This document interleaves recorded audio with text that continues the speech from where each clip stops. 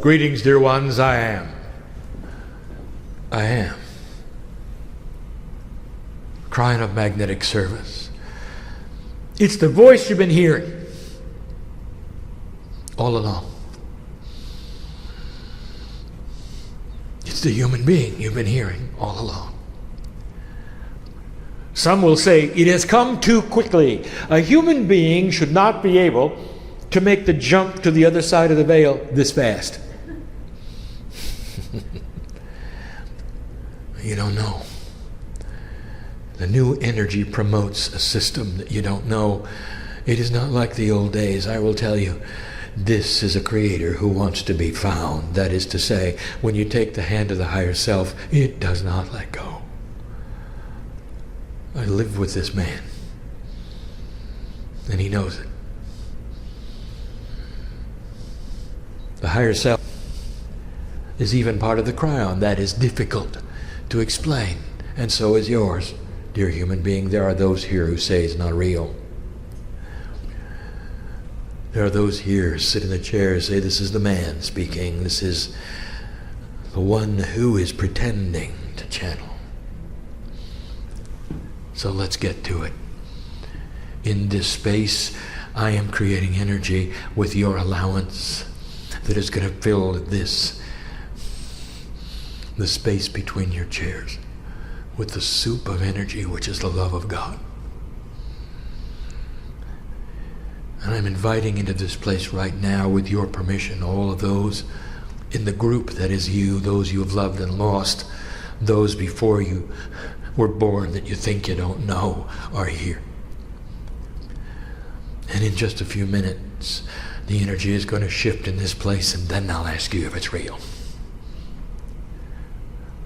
And you'll know that this is the voice from the other side of the veil, linearized for you through the man who sits in the chair. And it's all done through the process of what we call love for humanity.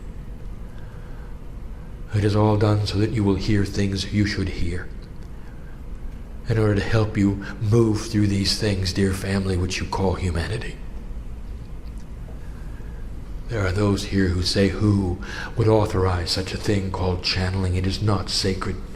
They'll say it is not the way God talks to humanity, and I will tell you, it is the way God talks to humanity. It always has been. Again, I will say what I have said many times before. Again, I will say this to you, that all the scriptures on the planet, no matter who wrote them, have all been written by humans, all of them.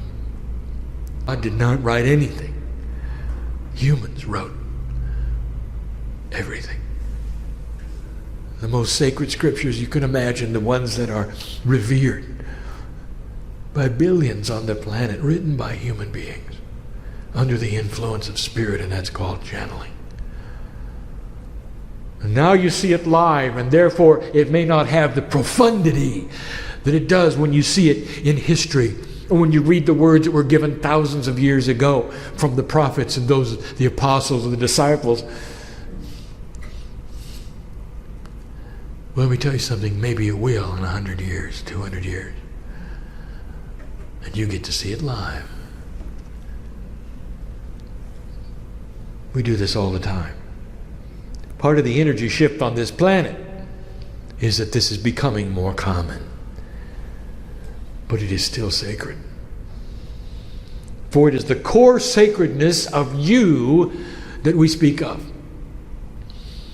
If you have been in the presence of cryon before, oh, by the way, the room is starting to adjust. Some of you just felt that one. Do you know who it is sitting next to you yet? Some of you do, because you've allowed it. Some of you do. Oh, humans.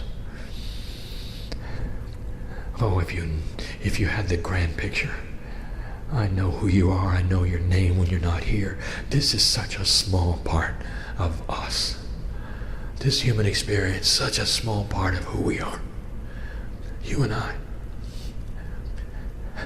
I'll speak to your higher self, you and I. Watch the earth be created. You and I have been on other earths before. You've heard words in other languages before. You've been other shapes before. This is not new. dear one. But you don't remember. You're not supposed to remember. But inside, there is a knowing. There's an intuitive knowing that you are an old soul and that I'm right. Let me take you for a moment to the potential of your last breath, dear human being. And what will you think then? Your last breath, you see, there is not one in here who is new. Not one. All of you have been here before. I'm speaking to a choir of old souls. Everyone, even the unbelievers. What happens at your last breath? I'll tell you. When you give up the ghost, as they say, and that human part of you starts to dissolve and give itself back to the dirt, as they say, the collection that you used to be before you got here starts to come together. In 3 earth days it will be complete. A trip to the cave of creation occurs where you give up the crystalline. And all that you ever were and everything you learned becomes a ring, seemingly on a crystal, like the ring of a tree that tells the crystal who you were. It becomes part of the earth. It never leaves the earth. And everything you learned and everything you did stays here. And then you join me. We have a celebration. You start to hear the music again. I've spoken of this. Each one of you knows of what I speak. The music is always playing on the other side of the veil. On my side, even when I'm here speaking to you, it plays to me. I call it music for you. I've linearized an energy which is always around me, which is the composite of God. It is beautiful. It is what some of you get in a sleep state, is what makes you breathe easier. That's what makes you feel loved. The room starts to heat up even more than it should, because there's more here than there was a few moments ago. Oh, the message is not necessarily that profound today. I'll do something I don't always do. We'll talk about current events. We don't always do that. But some like that, and so that is why I've told my partner to transcribe it. Depending upon the energy here, will depend upon whether or not the equipment works today. Sometimes it simply stops. It simply stops because circuitry cannot take the profundity of the love of God. Hasn't been designed that way yet. And here we are in a circle, a continuous circle. When I see you, I see all of your lives together and the potentials of your own futures. I see those who started humanity. There's a shaman in the room who's just awakening, who is starting to see his shamanic energy. And it's taken a long time. He knows who he is. There are other old souls in this room who have no concept of what is in the rings of their crystal. I'll speak of that in a moment. In fact, I'm going to give you 6 energies, and that will be one. Number 1, let us speak of current events. Something is happening right now you should know about. Current events, very, very current, right below your feet. Oh, not right below, but to me it's instantly below, is the magma of the earth, the core of the earth. That is to say, the center, which is molten, is slowing down. If you look in the right places, you'll see this in your news. It's slowing down. This is creating the lessening of the magnetic grid. That is to say, it is starting to decrease in its gas. It is measurable. Scientists can measure it. It is happening right now. It is part of the shift that we speak of. It is part of the new year 2008. We told you it was coming, and here we are in the 7th month. Number 7 is a sacred number. You know that, don't you? And if you've done your numerology and you've looked in what we have said, you would expect it now, and here it is. It is a continuation in the physical properties of the planet that we told you would exist. It is appropriate, do not fear it. There are those who say you're headed for a magnetic flip. Indeed you are. The potential is that it will not be in your lifetime, but eventually it will take place. If you expect it, there will be no chaos. In the past, it has hovered at a zero energy for hundreds of years before the flip. It will not this time. But the chances are it will not be in your lifetime. It responds to your consciousness. The very reason the magnetic grid is growing less is so that the distance between you and the veil will be minimized. This is a way of saying that the communications to your cellular self, that is your DNA, your memory itself, your crystalline, is becoming grander and greater because the veil is becoming limited. All of this to say the tools are growing. It's got to be this way. You're headed for a vibration of the planet like it's never seen before. You're headed for a 2012 experience, the beginning of the planting of the seeds for a vibrational increase in the planet. It is not an accident that you're going to be here. Dear human being. There are those who have said, well, what do we do about it? And the answer is, you are it. Just be. Continue the work you're doing. It is not an indictment for you to change. It is not fearful information that the earth is going into a higher vibrational rate. If I had any advice at all for you, I would say to you, let your children go. Let them be what they are. Watch what they think and design your teachings around what they want and not what you want. And you'll be better off for it. I'll give you advice all the way through these current events. I always do. That was number one. The magnetics are changing. Even today, right now, couldn't be more current. Perhaps you'll even read about it happening as you sit here, not in the future, right now.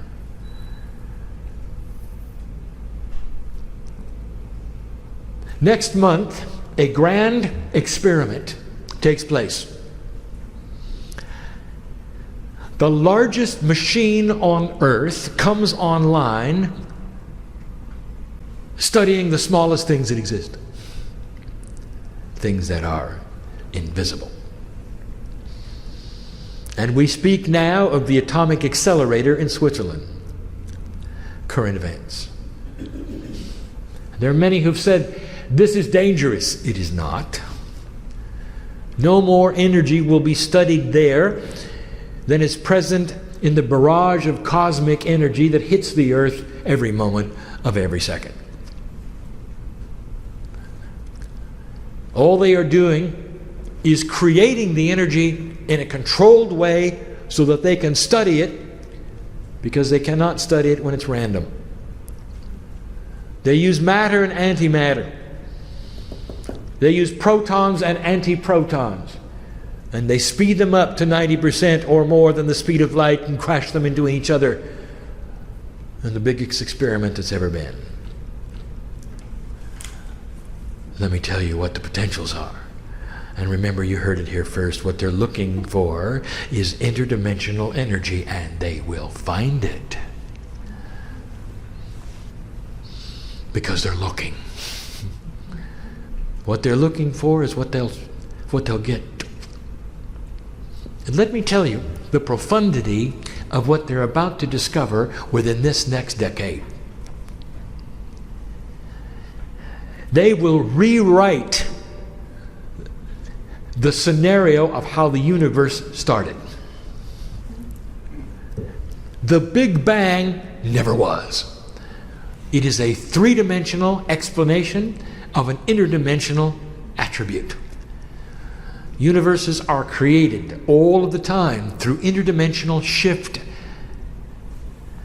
And when one dimension literally collides with another, you get all of the attributes that you describe as the Big Bang. In 3D, you had many scientists prove what they felt was the Big Bang theory's attribute that showed it truly existed. They found the residual of what they thought was proof. Names like Hubble and others. And here's what we're going to tell you, that if you're going to think in 3D, that's what you're going to get. But even the Big Bang Theory had to be interdimensional at its beginning. For everything traveled faster than light. Everything happened all at once. Today, that would have been the attribute of a quantum event. And that's what this laboratory will discover. For you're about to see the residual of an interdimensional collision. It's everywhere. Once you can start to see the dimensions that are invisible, or at least see the attributes that they trace in the explosions that they're going to see, it'll be obvious. All of this to say to you in this cryptic way that this particular experiment is safe, this particular experiment is a long term, and you're actually going to see interdimensionality at its best. That was number 2. I'm going to rewind time for a moment. I want to go back 10 years. Because I sat in front of you then and I gave you information about your energy crisis. And now you're in it. So I will now explain yet again some things that you can do about it. I'm going to give you the same information I gave you before. For those need to hear it now, who did not hear it before, and see it now, who did not see it before. This particular message has the potential of hitting the ears of someone who you would say in 3D is abundant. That is to say, they can make things happen because they have the purse strings to do so. You would call it deep pockets. And so I challenge the one that hears this with deep pockets. For this will only make you more abundant. There are 2 energy sources on this planet which have always been there, which are free. Free. And the technology to claim them has been developed. And they are free. Listen, number 1.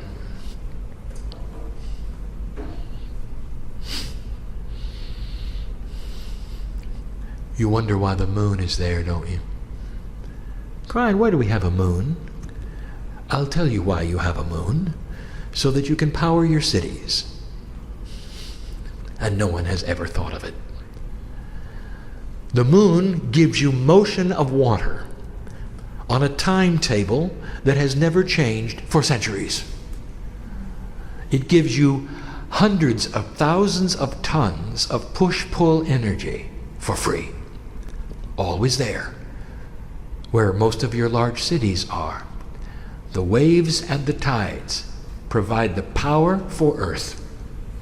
It'll provide the power for every single city you can build from now till the day the Earth is no longer. There is no limit to the amount of electricity that you can provide yourselves, even to the degree of plugging in your cars. And it's free. And it's free.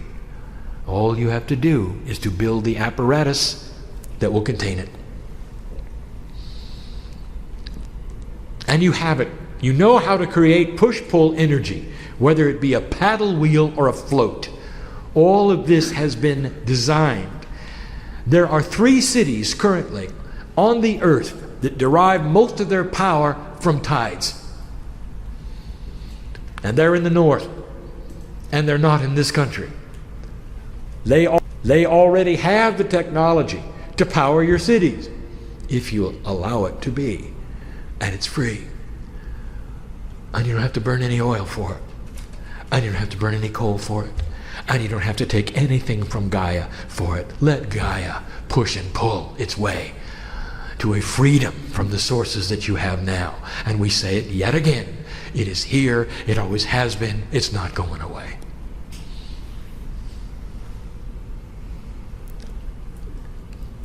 The second one, a little harder, but just as obvious.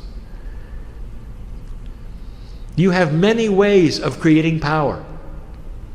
One of the most complex and difficult to understand and build is the nuclear power plant. And all you have done when you've finished is to create a steam engine. For all it does is create heat. For you then to create steam. For you then to create a generator which moves to create electricity. It is therefore a glorified steam engine. There is another glorified steam engine called the magma of Earth. Everywhere you drill, it gets hot the further you go down. Did you think about that? If you want heat, all you have to do is drill for it. Now, this is difficult because you have to go down a long way. It becomes more difficult because there are byproducts that are involved. The technology must be developed to create this heat, to tap the heat, to make a steam engine that's forever. Forever. Start by building them in the hot spots. The hot spots are defined as those places on the earth where the magma is closer to the surface. How about starting at the Pacific Rim, for instance, where all the volcanoes are, for instance, and where many of your largest cities are, for instance. And you will find all the power you need to create steam is right below your feet. Is it worth it to invest in this? That's up to you. How much longer do you wish to extract pieces and parts of the earth, burn them up and put them in the atmosphere? And what is that worth to you? And so we say it as clear as we've ever said it to you. From the other side of the veil is that the power has always existed. It's existed for you to create electricity, to power your cities, to power your vehicles, and it has always been free. No byproducts at all. And that was number 3.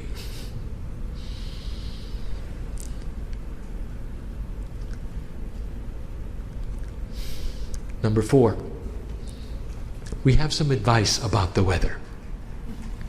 It's not going to get better. And if you sit and wish for it, that is not going to make it better. We have explained it before, we'll say it again. You're in a water cycle that is profoundly set to create a mini ice age. And it may seem odd to you that it gets hot before it has to get cold. If you will look into your geology records, you'll find the exact same thing. You didn't have the records you had then in the 1400s, and it happened then. And you survived it then. So we say to you, the winds will return. And our advice is to prepare for this by creating a situation where you acclimate to the new weather. You may build differently. You may build in different places. But the admonishment is this: don't be surprised when it returns. It will return. Don't be surprised when the levees break again south of you, because they will. You'd be much better off to move the dirt around and build on higher ground. And that is smart. We'll see if it happens.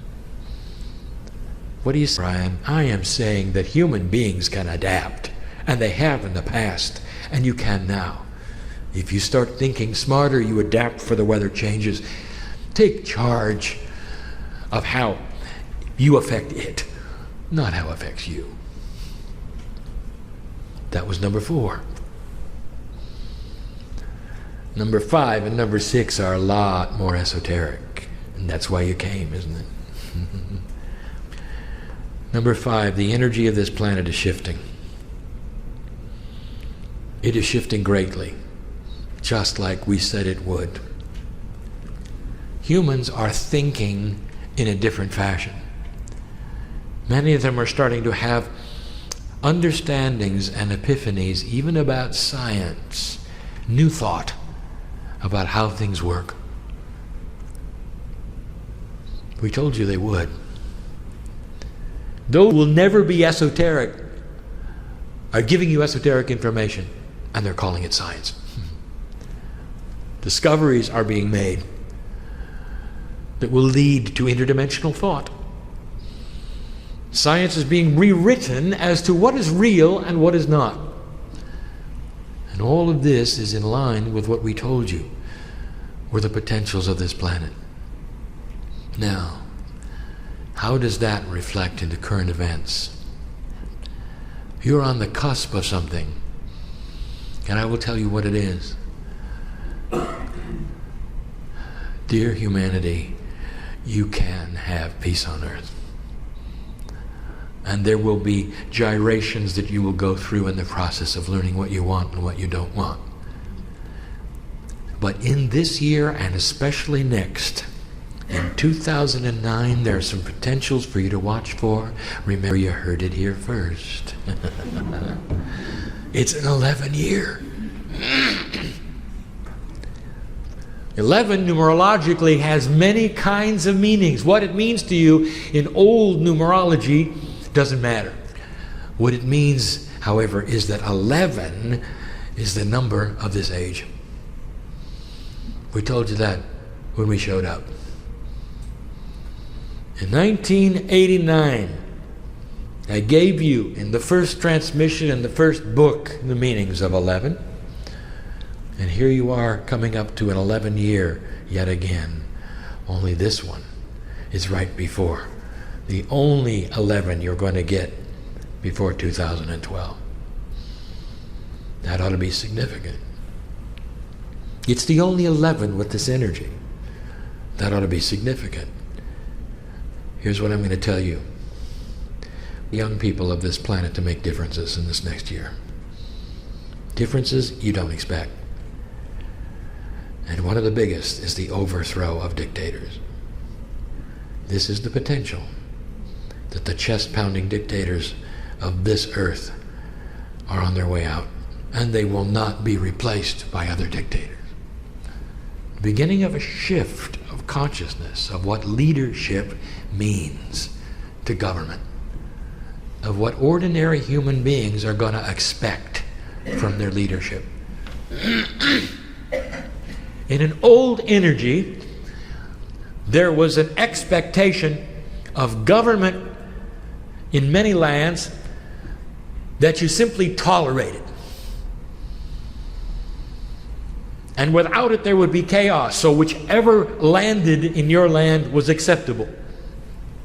That is an old energy concept, for it led to those who would be in control without integrity. That's going to shift. It's going to shift in your own land as well. For human beings are going to start to expect leadership with integrity. That is new. Watch for it. 2009, there is a potential for a major shift in a country which I'm not going to mention. And it's going to be caused by the young people of the country. Those who you would never feel would even care are going to rise up and make a difference. Watch for it. And when you see it, don't look at the news and say, this is bad. Don't look at the news and say, oh, look at those who died. Don't look at the news and see it the way. I want to tell you, there are those who have come to this planet just so they can be part of that. There are those that come to the planet just so they can be part of it and come home and come back and do something even greater. I want to tell you, the overview of this is far grander than you think. Congratulate those who have decided to pass on for this reason, for they've made a shift that is heroic. And look at what they do for their own country.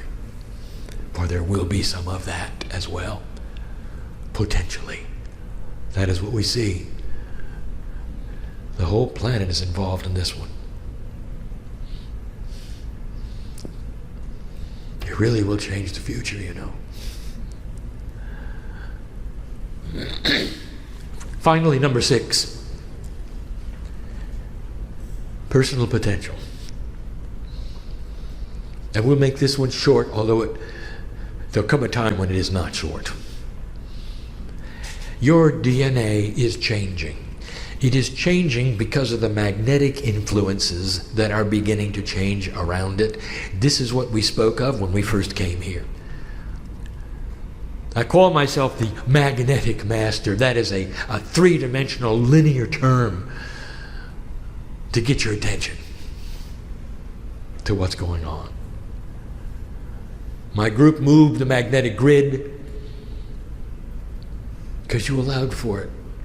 You don't understand what human consciousness does. Human consciousness is a demand, an instruction set for those forces which are esoteric around this planet to move physical things from the consciousness that develops from your thought. It's backwards than what you think. There are those on the earth wondering what God is doing, never understanding it's what they're doing.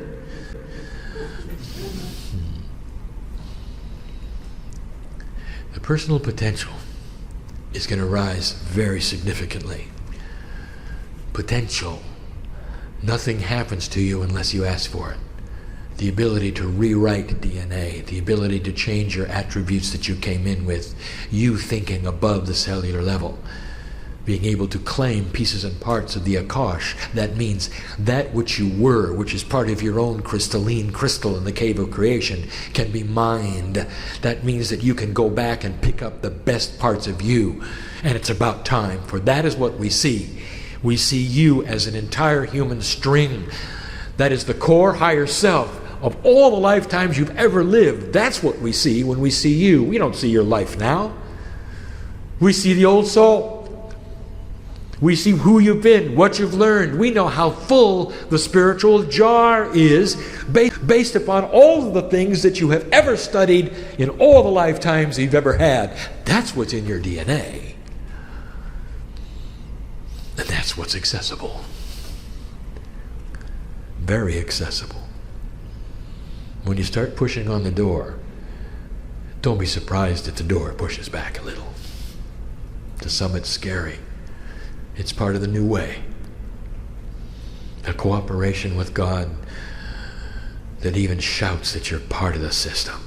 Oh, human being, you're not just the human being looking to God for something. You are part of God.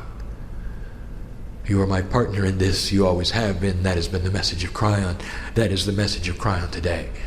More profound it becomes, more profound it is.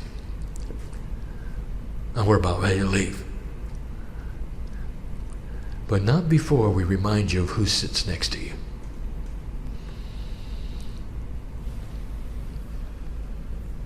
There are those listening to this message that are not in your time frame. If you will allow me for a moment to speak to them. You sit there and you're listening, some of you, most of you, alone, to this message. And you're thinking to yourself, well, this happened in the past. Isn't it sweet? Isn't it nice? I think I'll write some of these things down. You're thinking to yourself, well, I want to tell you something. You're involved right now. For in the very aspect of you having the intent to listen to this, you have created an energy that allows you to be surrounded by those you've loved and lost. by those in other lifetimes that continue to surround you as what you call your guides. There is a lot going on right now around you, listener. You are not just tuning into something that happened in the past. And I'm talking to you personally. You know who I'm talking to. And you ought to feel it right now. Because I know the potential that you're listening, and you are. Such is the way quantumness works. That we have the ability to see things out of time.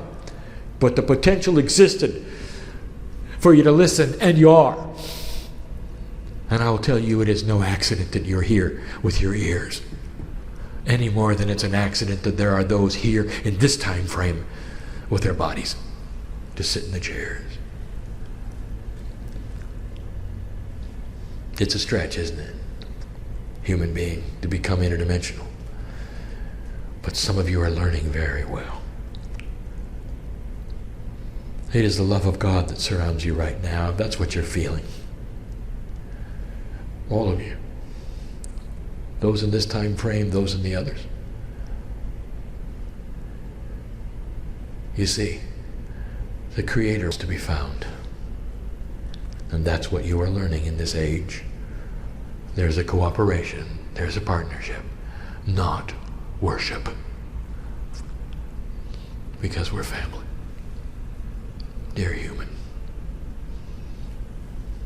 And so it is that we say that there has been a dispensation, even right now, of allowance for belief that such things could even begin to be real. And they are. Especially the one that says, I've been washing your feet, because some of you have felt it. These words are sacred. They're the same energy that all of the other scriptures did. They may not be written in the same way. They may not reach the same masses that they did. But you heard them. It went into you. So that today you could feel the love of God. And recognize home. So be it. And so it is.